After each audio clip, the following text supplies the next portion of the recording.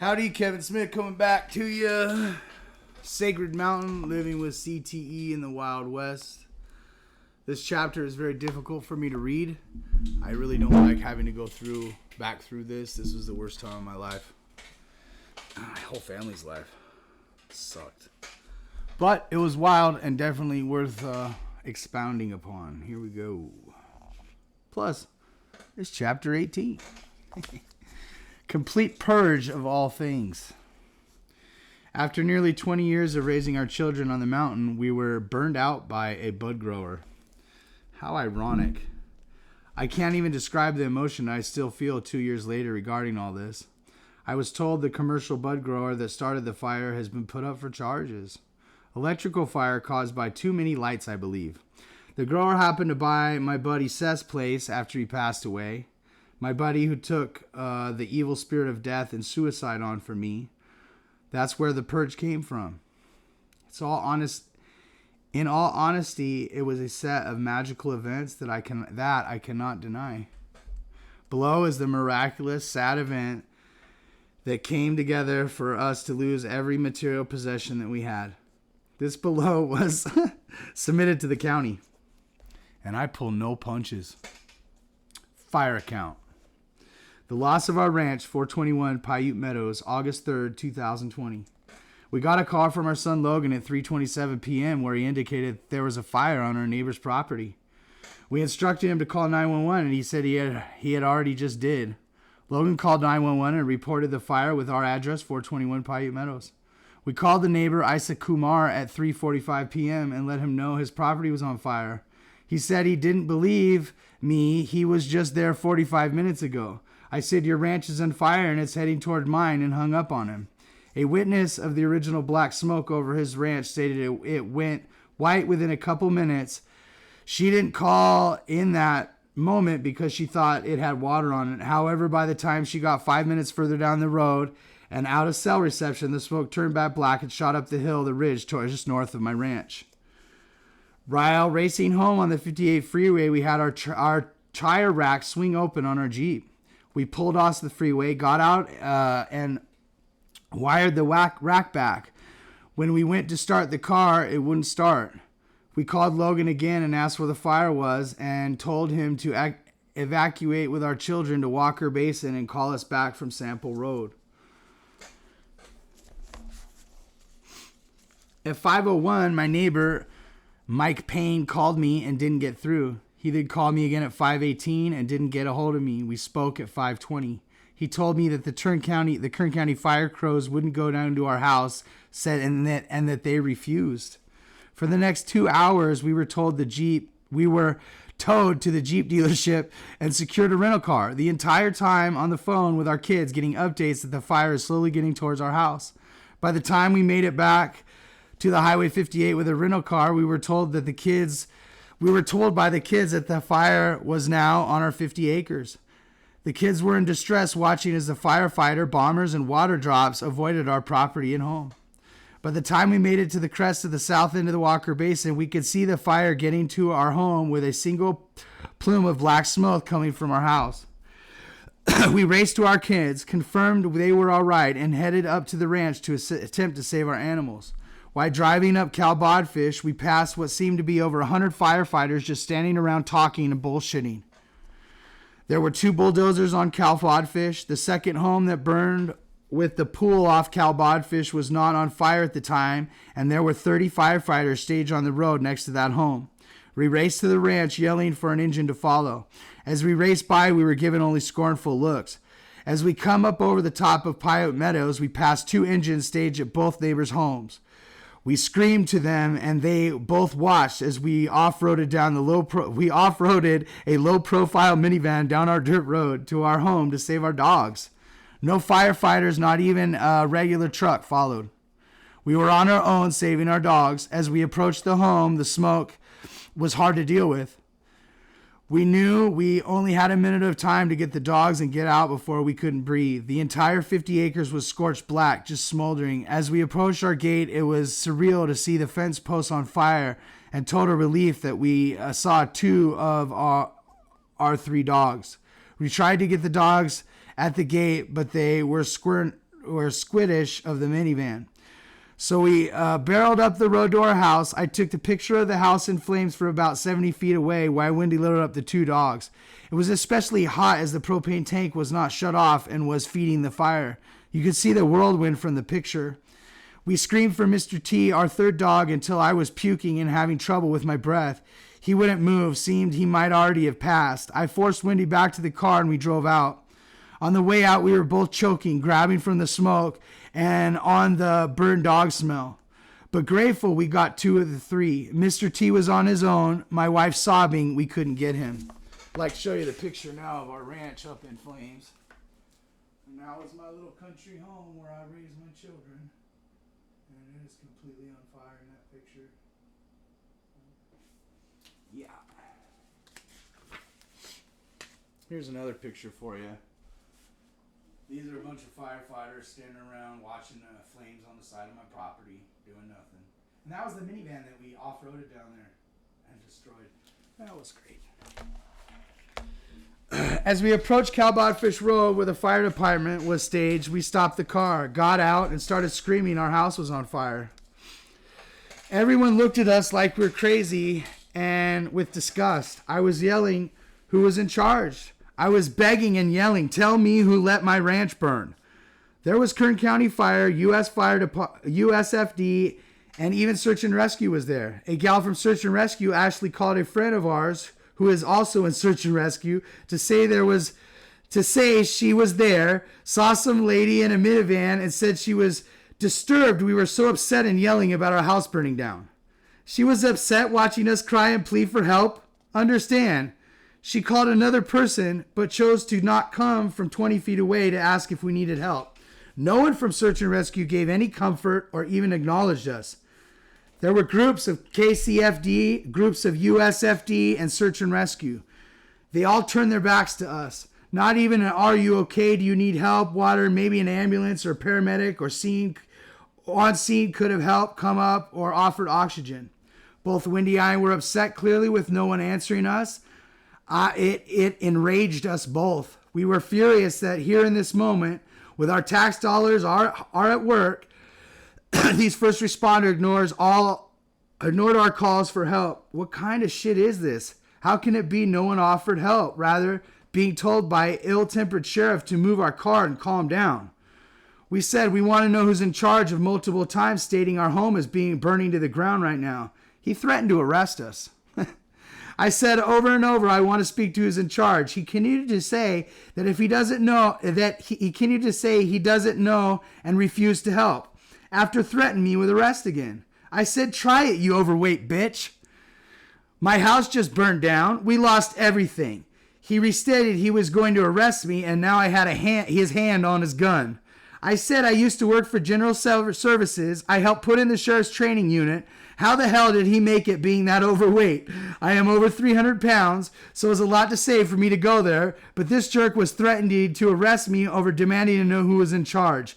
I yelled to firefighters who was walking by. You failed us. You decided to not defend my house. Why let my house burn?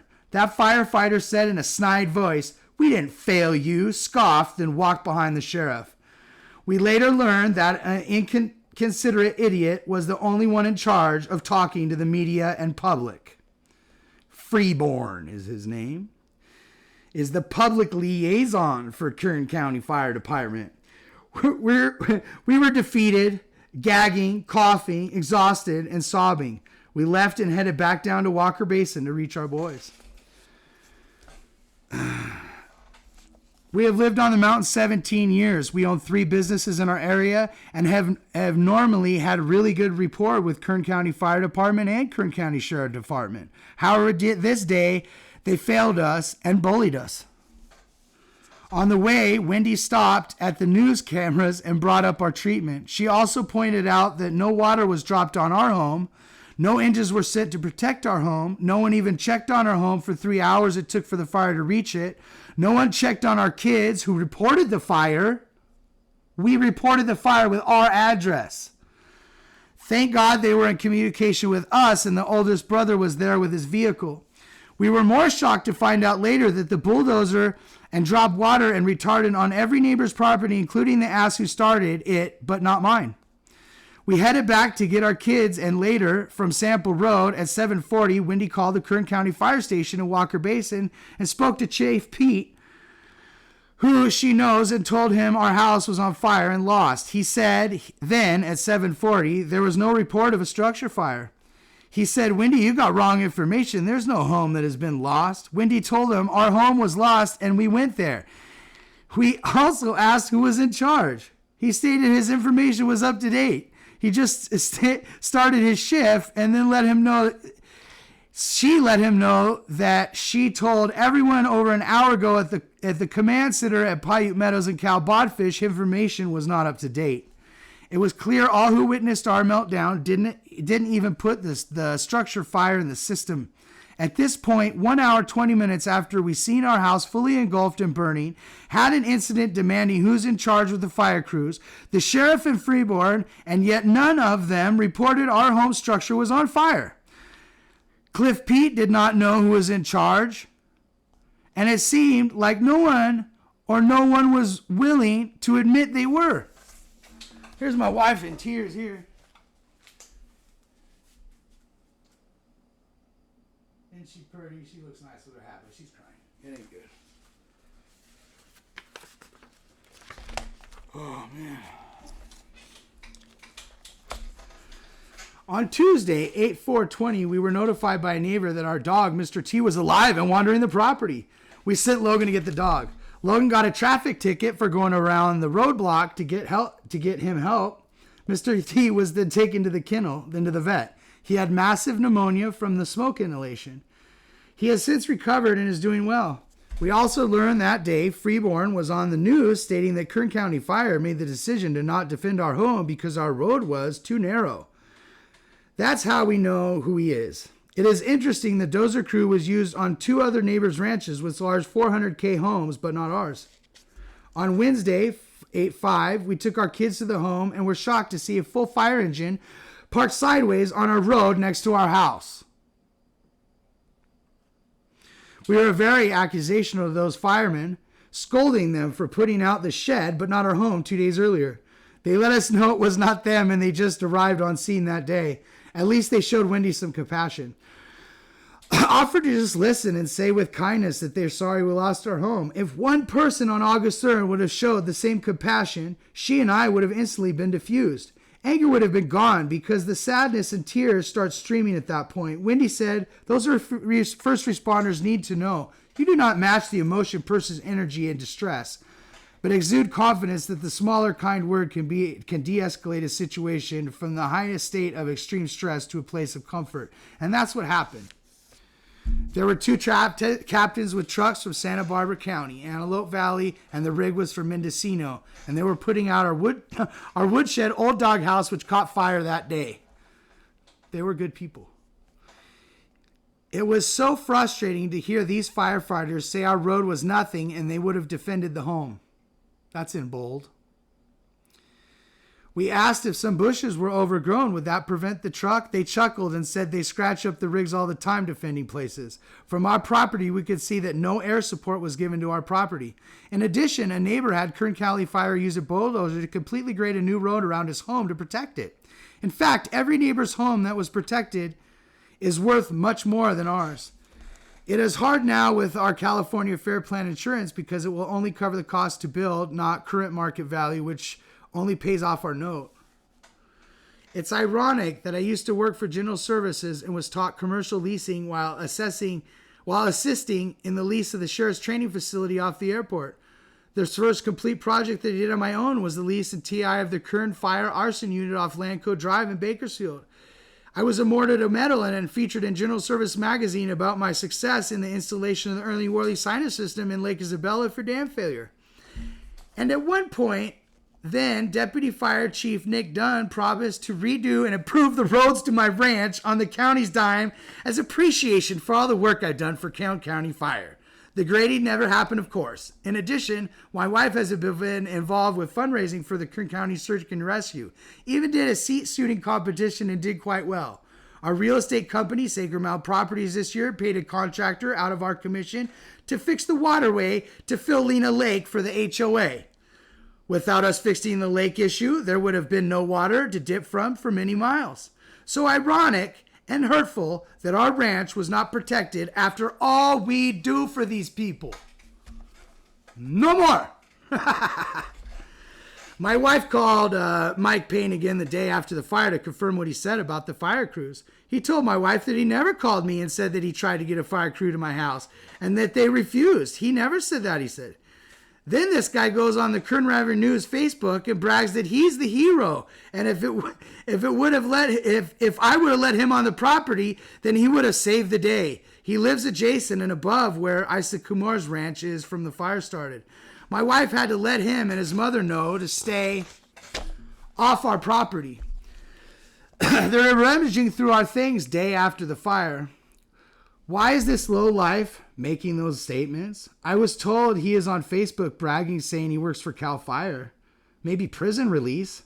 It was first rumored by Mike again on Facebook that Isaac Kumar's marijuana grow had an electrical problem or something, because it looks like it started right behind his house. But after the above weird behavior from Mike Payne, I now have real questions. I have high hopes that the arson unit that I built for the county will bring this to light. This is the worst tragedy that any of our family members have faced. All of our 4 boys watched the home they were raised in burn. Not just burn, but reported the fire and watched as the fire department defended every other home but theirs. After 3 full hours, they saw with their pets and all belongings inside the home as it exploded in flames. We lost all of our personal belongings due to this crazy car delay and Kern County Fire's refusal to defend our home. Kern Fire wasn't willing to defend it, but it was there an hour earlier. I would have saved my home by myself if I was there an hour earlier. We had over 200 foot of brush clearance in the direction of the fire came. I paid my son Logan $500 this year to do fire clearance. We cleared the house to the road below and cleared the road from the house all the way to the asphalt.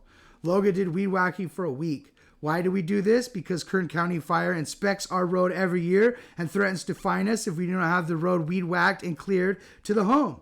Why have we not been informed that our road was too narrow? Why did Kern County Fire not notify Kern County Roads that the road was too narrow?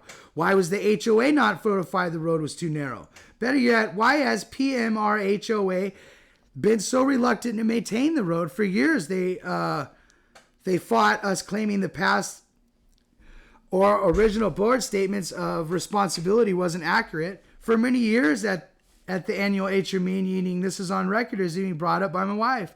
Finally, a new president came in, took it in their lawyer, and who in turn stated they had to maintain it. They did one time, but never were willing to widen the road. We looked into widening the road on our own, but couldn't do it as the HOA's liability if someone gets hurt. They did return years later to work on the culvert, but had stopped an hour in. When my wife could see what they were doing was going to cause a drainage problem greater than what we already dealt with by not using proper methods. Now with this situation, look at the HOA's refusal to maintain the road, Deer Creek Road, a county designated HOA maintained road. It's upsetting even more. At the end of Deer Creek, there is also a fire engine turnaround according to the easement recording against my deed. Not to mention, we have paid a special fire assessment or tax in the past to have our home protected. The fire department didn't even open the firebox at our mailboxes where they staged our cow bodfish until after the fire went through. In the firebox, there was a map that had every house who lived on them. It lived at them. Why was it not open immediately? Our family reported the fire using our address, 421 Paiute Meadows. After 3 hours, my children watched the home they grew up in. Everything we owned burned with not a fire asset used to protect it. We reported the fire and no one even checked that my family got out. We reported it. My propane tank fed the house fire as it wasn't shut off. No tracks down our road, not even a visit when it took 3 hours for the fire to reach the home. If the fire department didn't want to protect the home, why didn't they even check that no one was home in a regular truck and turn off the propane? Maybe get at my dogs. No airdrops were used on our ranch, but every other neighbor had retardant and water drops. The fire department claims my road was too narrow, but they had bulldozers cut new roads to protect other homes. Why were they not used for my home? Kern County Fire had failed us either through intent or gross negligence and incompetence. The Kern County Sheriffs need to train its officers in crisis management and victim management. We were the victims. Victims of which either neighbor started the fire. Victims of Kern County Fire's Department's negligence, mismanagement, and poor decision making. Victims of our HOA's refusal to maintain Deer Creek Road. Victims unaided by search and rescue. And victims of Kern County Sheriff's threats and bullish behavior. How dare they? That above account was what I submitted to the county. I actually claim they owe me $2.1 million for my losses and their negligence. I didn't do this with much hope of getting a settlement. I didn't file a suit or go to court. Being an old country guy, I know that putting dollar amount on a loss, submitting the account with an amount to county council would help to facilitate change within the fire department and especially search and rescue and the sheriff's office. Remember, I helped to run the county of Kern for a couple years, so I didn't take this lying down. And I knew go to council because it gets them in trouble. It's like telling their boss or something, telling the teacher on them or something. We of course have gotten no restitution from the little idiot who started the fire. Not even a response back when we asked him for his insurance. All we are told is that Isa Kumar is lawyered up, and hell, I can't even find out who that lawyer is. There are no lawyers willing to take a case on without a bunch of money down.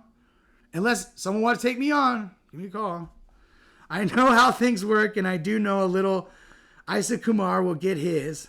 And with any luck, it will help our family, which is damaged so much. I, however, can't allow myself or my love to spend any more of our time fighting to get back what we lost, what we had. From now on, life would be new, for better or worse. Oh my God, that leads up to the next chapter, and it is a wild one.